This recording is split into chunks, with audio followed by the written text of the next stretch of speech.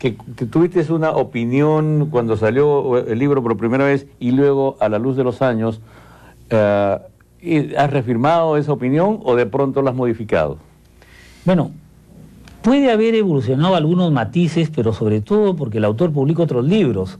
Claro. Pero, digamos, yo siempre trato de ser una persona, a pesar de que soy muy apasionado, porque me gusta la literatura, es de gente que dice que yo escribo con mucho entusiasmo, mucho elogio, trato de ser cauto, comparo, entonces emito un juicio que después me doy cuenta que juzgado, en el momento que lo dije, lo refrendo, ¿no? Porque a veces pasa, por ejemplo, te pongo un ejemplo, Gregorio Martínez, el año 75, saca Tierra de Caléndula, ahí nomás saca Canto de Sirena, claro. Entonces, aunque es menor, se anticipa a la madurez de Miguel Gutiérrez, que comparativamente no había publicado algo tan importante en los años 70, o el propio Morillo Ganosa, que han madurado después. Entonces hay juicios como que él es el fruto más interesante en narración, pero en ese contexto. Pero eso no invalida que Gregorio Martínez me sigue pareciendo uno de los grandes escritores que aparecen en ese contexto de narración, pero Miguel Gutiérrez ha venido a madurar después, o el mismo Augusto Higa, que acaba de publicar este año una novela corta excelente, ¿no? Y alcanzó a ponerla, o el caso de Nilo Espinosa. Entonces, algunos juicios... Además, Nilo Espinosa es un caso insular, ¿no? Claro, y algunos de estos autores hay que ver la fecha que pongo, porque también digo, por ejemplo, este es el libro más importante sobre tal tema, pero años después aparece otro, y yo tengo que ir actualizando mis juicios, pero creo que sigue teniendo valor en su momento, ¿no? Y entonces eso resulta interesante. Ahora, yo pensé en un momento incluir todos los autores que aparecieron al final de los 60 y que conforman lo que varios llamamos una generación del 68, ¿no? Te faltaría el libro para ponerlos todos. Salía muy grande. A mí me habían pedido un libro de unas 300 páginas, esto tiene un poco más de 400, porque yo quise poner Bryce, pero yo de Bryce tengo como 100 páginas más. Entonces, que también aparece el 68, ¿no? Entonces, pues explico en el prólogo. Mira, se queda Bryce, se queda José Hidalgo, José Adolf, José Antonio Bravo, gente, pero preferí cerrar con la gente del grupo Narración, porque incluía autores mayores, pues. Claro. Además, entonces, los más jóvenes son de Narración, llego hasta Roberto Reyes, pero ha quedado pendiente.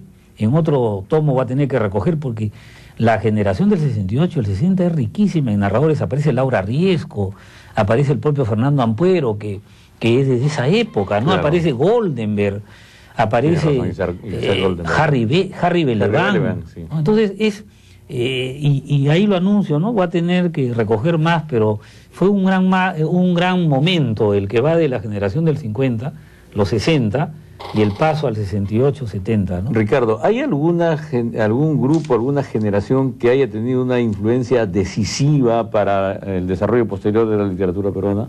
En el campo de la narrativa, la generación del 50. En el campo de la narrativa.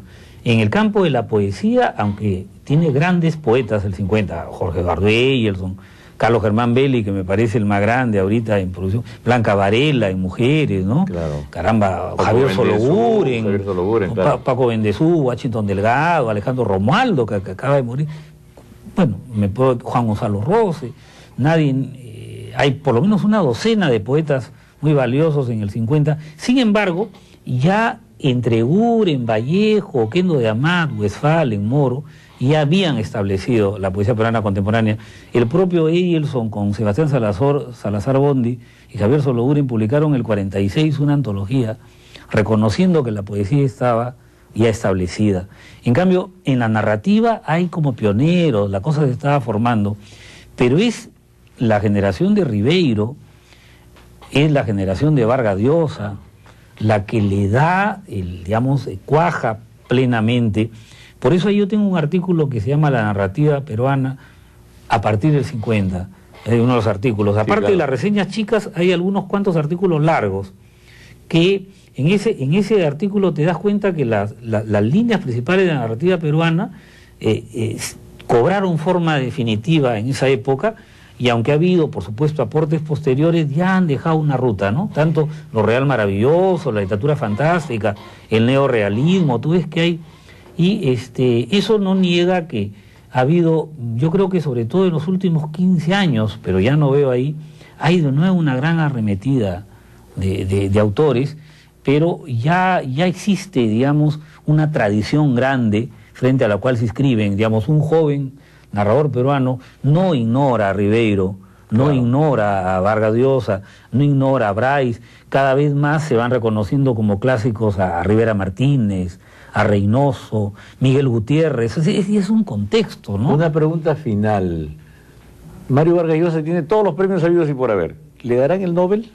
Bueno, mira, yo eso nunca he entendido, porque intervienen factores no solo literarios. Es un premio que no le han dado a Tolstoy, Claro. a Borges. que no le han dado a Borges, que no le han dado a Bertolt Brecht, en una época que no le daban a marxistas, Y se lo dieron a Churchill, por ejemplo. ¿no? Entonces, es un premio que, por supuesto, que es raro que premie a un autor que no tenga valor. O sea, normalmente los que ganan el premio Nobel tienen un nivel, ¿no? Pero no son necesariamente los más grandes. Entonces, yo creo que Vargas Llosa, por factores externos, ¿no?